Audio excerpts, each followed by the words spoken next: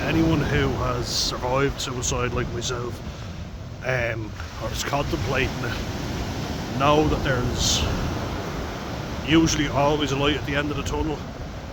You just have to hold out for it, you know. I would advise you stay off any sort of drug, you know, alcohol definitely included. We should always just say drugs and alcohol be on the list, but we have to specify alcohol. But I think it causes so many problems for people. It's caused a lot for me, and I would actually really recommend you check that out. Make sure you're not drinking.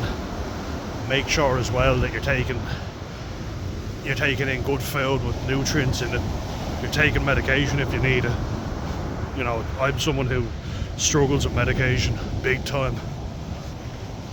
You know, it's not easy, I know, and it's something you have to do every day. You know, I think the biggest lie that people tell you is, I want to just make a separate post about this. I already made a video there where I mentioned it, but I want to just come on and talk about it specifically. 10th of September, that is. You've got to look at it as a continuous plan. How many of us are guilty of thinking that once we open up and talk about it, we can go back to the same lifestyle that we were already living? I know I fucking do.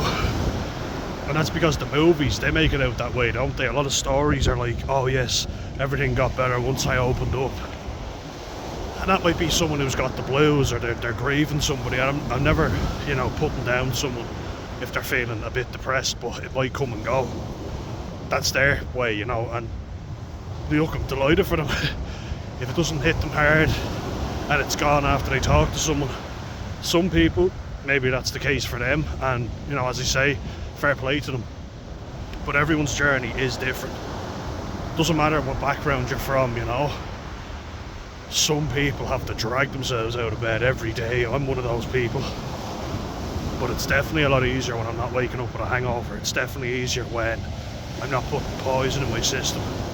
When I'm eating properly, when I'm exercising, definitely makes it easier. Like, I've never been a morning person. You know, I struggle in the mornings, always have. I'm a very anxious person.